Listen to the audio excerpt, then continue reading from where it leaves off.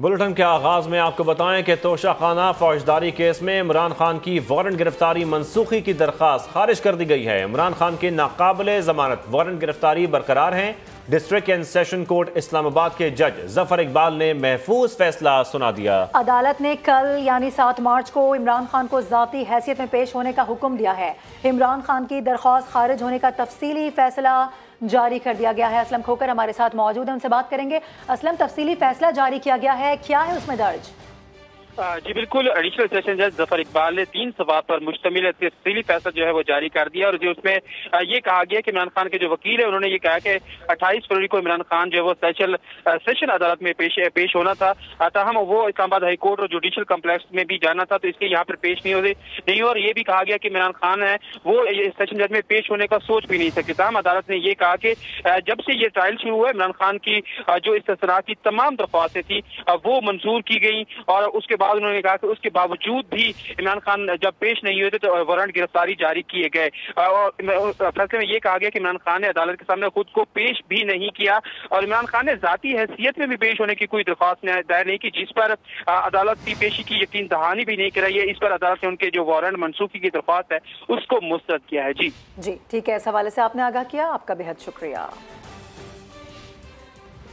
वफाकी वज़ीर इत्तलात मरियम औरंगज़ेब ने इमरान खान के ज़मान पाक लाहौर में पुलिस से छुप जाने पर रद्द-ए-अमल में कहा है कि फॉरेन फंडेड घड़ी चोर, चूहा और गीदड़ पुलिस को देखकर अपने बिल में घुस जाता है। पुलिस चली जाती है तो बाहर निकलकर भड़के मारता है, लेकिन ये शख्स उसके बावजूद भी निजाम की पलकों पर सवार है। फॉरेन फंडेड एजेंट, घड़ी चोर, एक चूहा, गीदड़ जब पुलिस को देखता है तो अपने बिल में घुस जाता है और जब पुलिस चली जाती है तो बाहर निकल के भड़के मारता है। वो शख्स ने पूरे कानून को, पाकिस्तान के आइन को यरगमाल बनाया है। सबको मालूम है कि वो गीदड़ जब बिल से निकलेगा, वो चूहा जब बिल से निकलेगा, जितना ऊंचा चीखेगा, जितनी ज्यादा छलांगे मारेगा, जितना कूदेगा, उतनी ही जल्दी रिलीफ मिलेगा। अदालत आएगा, अदालत पे हमला करेगा, धावा बोलेगा, गुंडागर्दी करेगा तो बेल मिल जाएगी। फॉरेन एजेंट बदमाशी करेगा, जज को गाली देगा, अदालत को धमकाएगा तो बेल मिल जाएगी। और ये मालूम हो चुका है कि ये शख्स जो है उसको कानून के हाथ पकड़ नहीं सकते। पूरे का पूरा जो निज़ाम है इसके हाथों मजबूर है। तो ज़मान पार्क है, उसके बाहर एक समझौता एक्सप्रेस जो है वो रवानगी के लिए तैयार है, लेकिन उसमें कोई मुसाफिर या कोई उसको रिसीव करने वाला नहीं है। और ये असल में समझौता नहीं बल्कि उस NRO की मिलते हैं जो फॉरेन एजेंट को चाहिए। वज़ीर दिफा ख्वाजा आसिफ ने इमरान खान की अदम गिरफ्तारी पर कहा कि गिरफ्तारी ना देने से इमरान खान की सियासत को नुकसान पहुंचा है। गिरफ्तारी के डर से इमरान खान भागते फिर रहे हैं। पीपल्स पार्टी के वफाक से शिकवे पर जवाब दिया कि इत्तेहादी हुकूमत में एतराज़ात सामने आते रहते हैं, ये कोई बड़ी बात नहीं। हो सकता है पीपल्स पार्टी के एतराज़ात जायज़ हों, बातचीत से मसले का हल निकल आएगा।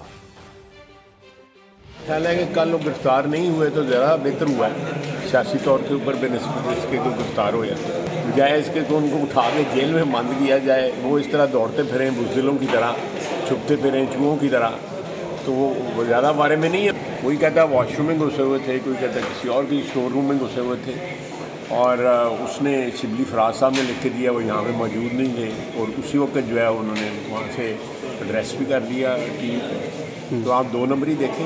ये बड़ी एक फितरी सी बात है, जहाँ पे भी कुलिशन गवर्नमेंट्स होती हैं वहाँ पे छोटे मोटे इख्तलाफात जो है उभरते रहते हैं और सियासतदानों के लिए ये कोई इतना मसला नहीं होता।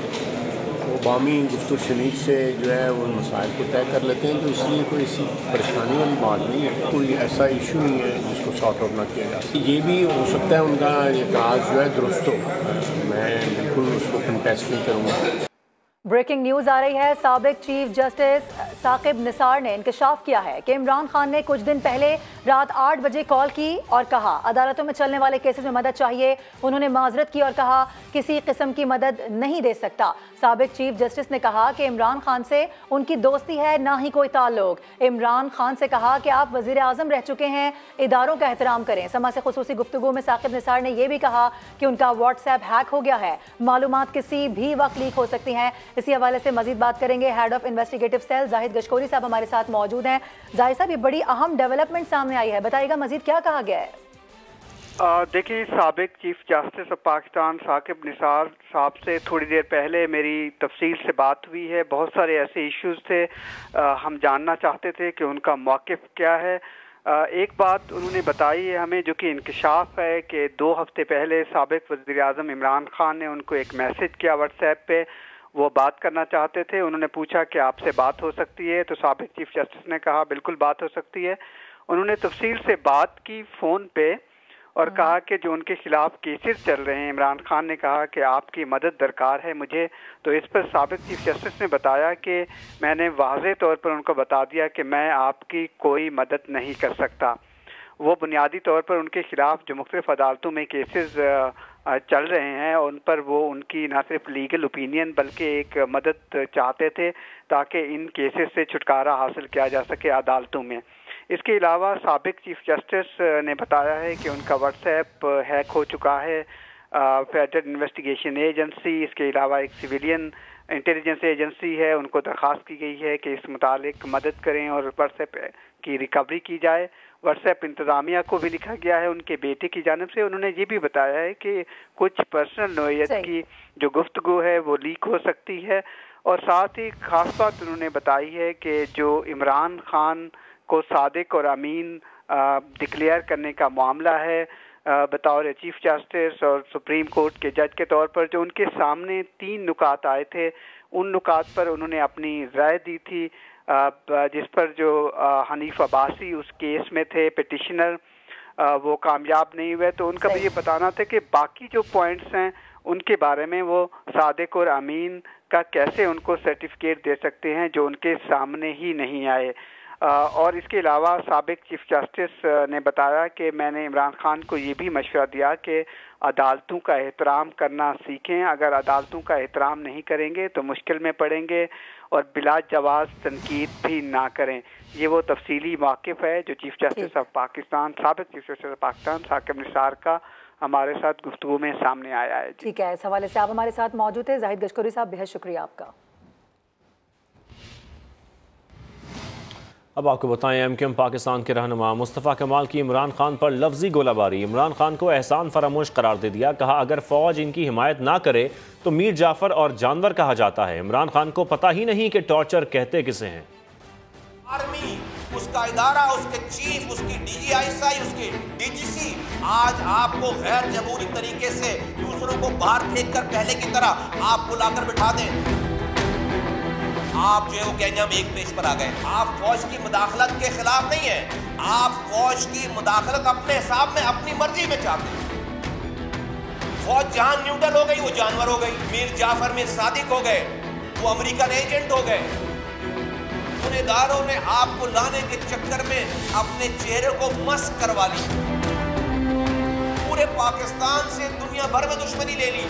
फॉरेन पॉलिसी का आपने बेड़ा गर्क कर दिया। क्या रियासत मुल्क ऐसे चला करते हैं? आपके बूट पर चला करते हैं? आपकी जात से ऊपर कोई चीज है ही नहीं। जिसने आपके साथ एहसान किया आपने उसके सर को कलम किया है। वो दुनिया के दुश्मन मुमालिक जिन्होंने पूरी दुनिया को तबाह बर्बाद किया। पाकिस्तान सिर्फ इसलिए बचा रहा कि यहाँ पर एक मुनज़्ज़म फौज थी है। यहाँ पर वो अफरा तफरी नहीं ला सके, सिर्फ मुनज़्ज़म फौज की वजह से। हर तकरीर में कहते हैं कि मेरे लोगों को 4 लोगों का नाम लेकर कहते हैं कि इनको नंगा करके मारा। अरे भाई, शेरवानी पहनाकर कौन मारता है? 2 पीस पहनाकर कौन मारता है? हमसे पूछो, कराची वालों से 40 साल से पिट रहे हैं। आप अपने नाम के साथ इमरान खान साहब जरा 10 मिनट के लिए एमक्यूएम का नाम लगाओ जरा, फिर मैं देखता हूँ कि आपको फिर पता चले टॉर्चर होता क्या है।